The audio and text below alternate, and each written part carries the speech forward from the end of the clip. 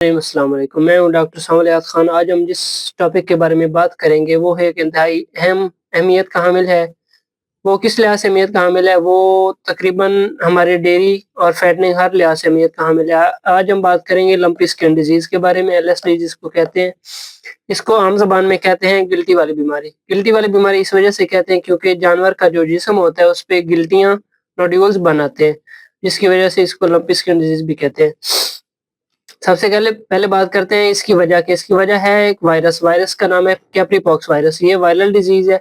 उसके बाद ये हाइली कंटेजियस है। कंटेजियस का मतलब कि ये एक जानवर से दूसरे को लग सकती है, अछूत की बीमारी जिसे हम कहते हैं। बाकी इसके अलावा अगर हम इसके जो कॉजेज़ हैं, इसकी जो वजूहात हैं उसकी बात करें तो इसमें बाइटिंग ऑफ इंसेक्ट्स जो कीड़े-मकोड़े, मच्छर वगैरह बाइट करते हैं एक आध जानवर से दूसरे को, उसकी वजह से ये बीमारी फैल जाती है। उसके अलावा जो है फ्लाइज़ और हमारे जो हाइजीन का इश्यू होता है फार्म पे या हमारे लोकल फार्मर्स के पास, उस वजह से ये ज़्यादा फैलता है।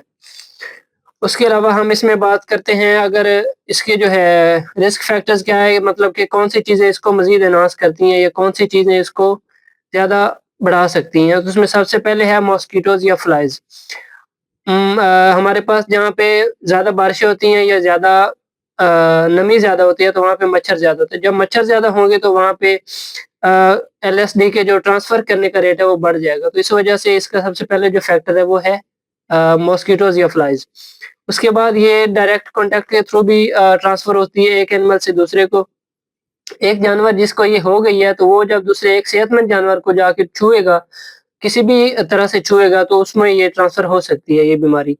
उसके अलावा इसमें जो सीज़न है वो बहुत ज़्यादा इम्पोर्टेंट है। सीज़न फॉर एग्ज़ाम्पल हमारे पास अगर मानसून का सीज़न है या हमारे पास गर्म सीज़न है, तो दोनों में बारिशें बहुत ज़्यादा होती हैं जिसकी वजह से जो है ये इसका अल्टीमेटली जो है इससे मॉस्किटोज़ और फ्लाइज़ की तादाद बढ़ेगी और उसकी वजह से लंप स्किन का अ, एक्सपोज़र बढ़ेगा।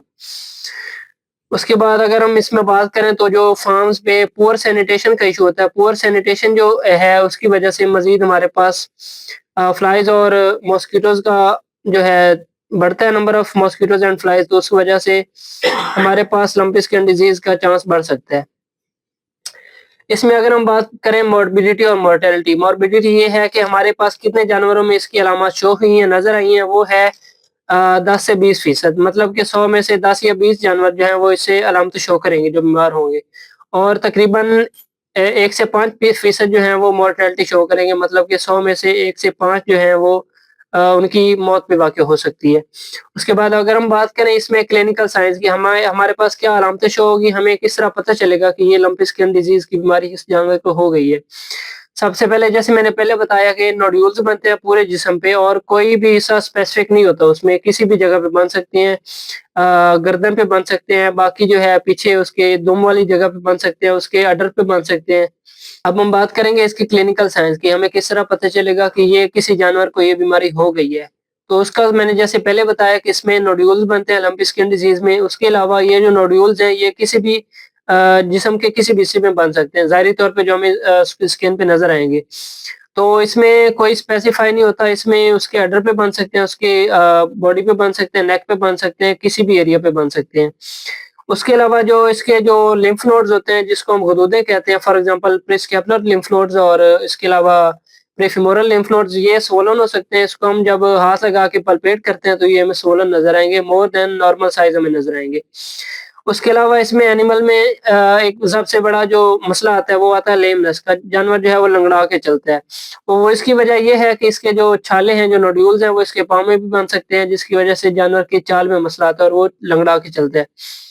उसके अलावा इसमें जानवर में जो है हमारे पास जो मेन इश्यू जो हमारे पास फार्मर का जो गिला होता है वो ये होता है कि जानवर दूध देना कम कर गया है। दूध देना इसलिए कम करता है क्योंकि उसके बॉडी में इन्फेक्शन चल रहा है और वो उसके खिलाफ एंटीबॉडीज़ प्रोड्यूस करने में लगा हुआ है जिसकी वजह से उस एनिमल स्ट्रेस में आ गया। स्ट्रेस में जब आया तो उसके अल्टीमेटली जो है मिल्क प्रोडक्शन कम होगी। उसके अलावा हमारे पास एनिमल जो है वो लेथार्जिक हो जाएगा, वो बहुत लेज़ी हो जाएगा। मोस्टली बैठा रहेगा, अगर बैठा है तो उठेगा नहीं, खड़ा है तो फिर बैठेगा बड़ी देर से, ठीक हो गया। उसके अलावा हमारे पास एनिमल की जो है ना भूख कम लगती है जिसको हम कहते हैं ऑफ फीड हो गया या लॉस ऑफ एपेटाइट हो गया। इसमें हम अगर बात करें इमीडिएट मैनेजमेंट में क्या आता है? इमीडिएट मैनेजमेंट में आइसोलेट कर सकते हैं उस इफेक्टेड एनिमल को, फार्म की बायोसिक्योरिटी को एनहांस कर सकते हैं। उसके अलावा हम सपोर्टिव ट्रीटमेंट की तरफ जा सकते हैं, क्योंकि ये एक वायरल डिजीज है, तो हम सपोर्टिव ट्रीटमेंट की तरफ जाएंगे, जिसमें है कि हम एनसाइड्स लगाते हैं, एंटीबायोटिक्स लगाते हैं। उसके अलावा हम जो है ओरल रिहाइड्रेशन सॉल्वेंट्स देते हैं। फॉर एग्जांपल हम ओआरएस दे दें, हम विटामिन बी कॉम्प्लेक्स एडी3 वगैरह दे दें, फास्फोन वगैरह दे दें, ताकि जो एनिमल है उसकी जो है रिक्वायरमेंट्स जो हैं इलेक्ट्रोलाइट्स की वो पूरी हो सके। उसके अलावा जो स्किन के ऊपर इसका नोड्यूल्स बन रहे हैं, तो इसके लिए हम स्किन और वुंड केयर यूज कर सकते हैं। उसके लिए हम एंटीसेप्टिक ऑइंटमेंट्स यूज करते हैं, फ्लाई रिपेलेंट लोशंस यूज करते हैं। उसके अलावा स्प्रेज वगैरह यूज कर सकते हैं। That's all, thank you.